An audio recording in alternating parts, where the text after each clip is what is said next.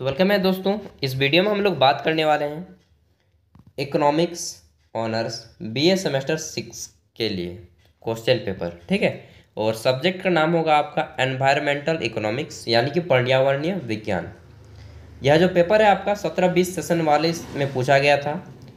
अब आइए देखते हैं कि क्वेश्चन किस टाइप के हैं। तो भारत के सभी यूनिवर्सिटियों के लिए एनवायरमेंटल इकोनॉमिक्स में यही टाइप के क्वेश्चन आएंगे, चाहे आप किसी भी यूनिवर्सिटी हो, चाहे कितना भी बड़ा हो से और कितना भी छोटा यूनिवर्सिटी हो, एनवायरमेंटल इकोनॉमिक्स में इसी टाइप के क्वेश्चन बनेंगे, ठीक है। अब आइए देखते हैं। तो इस पेपर के अकॉर्डिंग आपको टोटल 8 प्रश्न हैं। 8 में से आपको 4 के आंसर देने हैं। उसमें से प्रश्न संख्या 1 कंपलसरी है, मतलब कि प्रश्न संख्या को 1 के बनाने के बाद उधर जितने 7 प्रश्न बचते हैं उन 7 में से 3 का आंसर देना है, लेकिन प्रश्न संख्या 1 को बनाना ही बनाना है, ठीक है। कंपलसरी का मतलब ये होता है कि उस क्वेश्चन को बनाना ही बनाना है। अगर आप पीछे का 5 प्रश्न बनाने का प्रश्न संख्या 1 को नहीं बनाएंगे फिर भी आपको 3 ही प्रश्न माना जाएगा, क्योंकि एक प्रश्न आपका प्रश्न संख्या 1 में होता है, ठीक है। अब आइए देखते हैं प्रश्न संख्या 1 का ए भाग ए में आपको 2 अंकों वाले 5 ऑब्जेक्टिव टाइप के प्रश्न होंगे। तो पहले हम इसको देखते हैं, उसके बाद 1 का बी में देखेंगे।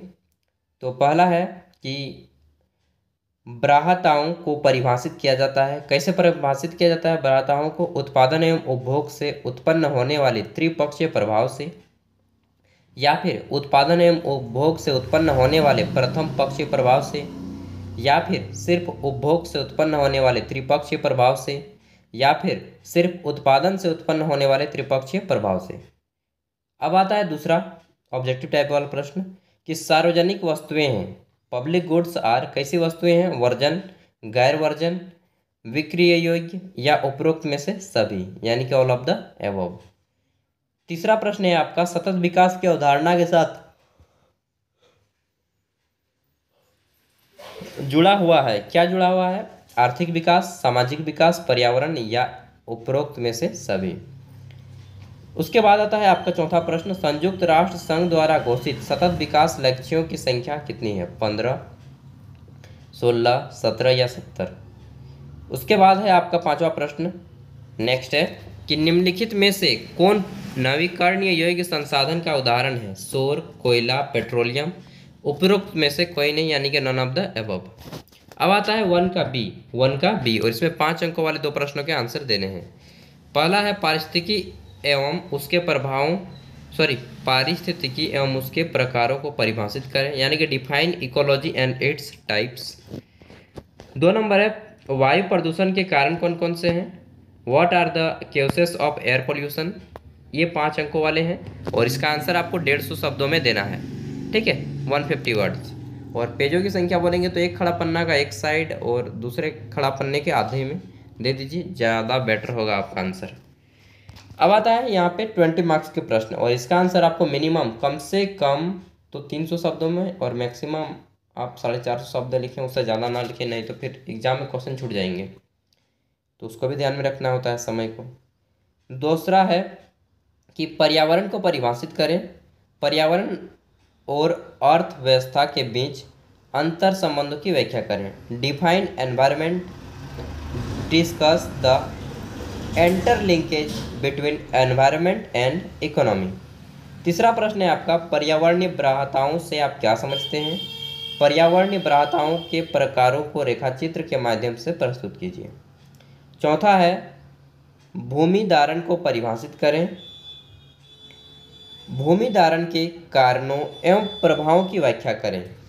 उसके बाद आता है हमारा पांचवा प्रश्न पर्यावरण एवं मानव पर ऊर्जा से उत्पन्न होने वाले प्रदूषण के प्रभाव पर प्रकाश डालने की सबसे क्या प्रभाव होता है, पर्यावरण में क्या क्या इफेक्ट आती हैं, ग्लोबल वार्मिंग बढ़ता है, वैश्विक ताप बढ़ता है, उन सब चीज़ों को बताना है कि बहुत सारे डिजीज होते हैं, रोग उत्पन्न होते हैं, उन सभी चीज़ों को पूछा जा रहा है।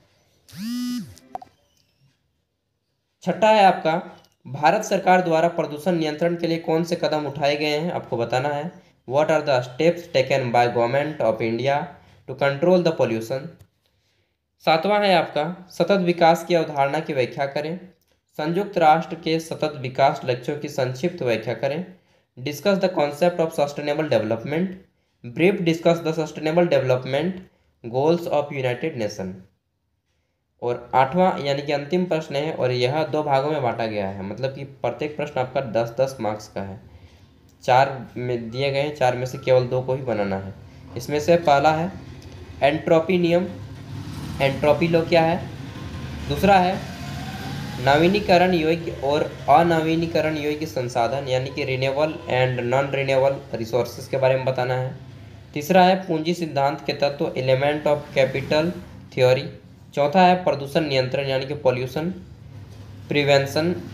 इन चार में से केवल दो का आंसर देना है। 10-10 नंबर और 10 अंकों वाले प्रश्नों का आंसर आपको लगभग 200 शब्दों में दे दीजिए, ठीक, आंसर अच्छा हो जाएगा। अगर आपकी स्पीड ज़्यादा है तो आप 100 शब्द और में दे दीजिएगा, यानी कि 20 अंकों का प्रश्न आप 500 550 शब्द में दे दीजिए, और 10 वाले का आंसर दे दीजिए 250 से 300 शब्दों के बीच में। स्पीड ज़्यादा है तभी, नहीं तो फिर क्या होता है कि एग्ज़ाम में आप लोग फिर क्वेश्चन छोड़ दीजिएगा, बोलिएगा कि इसका आंसर तो मुझे मालूम था लेकिन मेरे पास समय नहीं था, तो वैसे भूल ना कीजिएगा, ठीक है।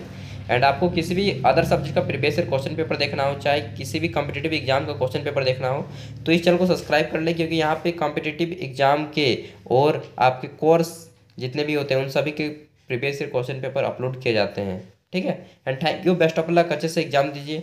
एंड आई होप कि आप सभी अब 21 के हो गए होंगे, 20 या 21 के, तो प्लीज़ अब आप अपने पैरों में खड़े हो जाइए। अगर बॉयज़ हैं तो गर्ल्स भी हो सकते हैं, लेकिन लड़का लोग ज़रूर ध्यान दीजिएगा यार, अब अपने माता पिता के बल पे मत जियो, अब खुद अपने पैरों पे खड़ा हो जाओ। एंड बेस्ट ऑफ लक, अच्छे से एग्जाम देना।